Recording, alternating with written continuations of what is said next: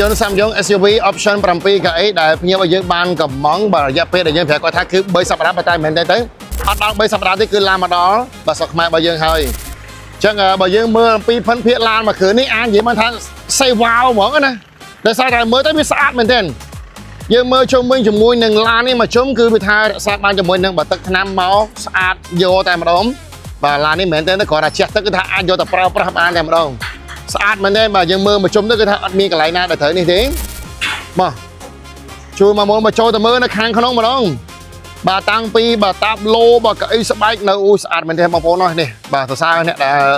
បាទប្រើប្រាស់ហើយជាពិសេសគឺក្រុមការងាររបស់យើងដែលនៅកូរ៉េផ្ទាល់តែម្ដងនៅពេលដែលពួកគាត់ដើររើសឡានគឺគាត់ព្យាយាមចម្រាញ់ក្នុងចំណោមឡានយកស្អាតជាងគេយកមកឲ្យទាជនតែម្ដងចឹងមកបងដែលគាត់បាទចង់បានជាមួយនឹងឡានដែលមានគុណភាពបាទតម្លៃរៀងសមរម្យហើយកំងពីកូរ៉េមកដល់ផ្ទាល់បងប្អូនអាចធ្វើការទាក់ទងមកក្រុមការងារ SK ខាងរបស់យើងបាន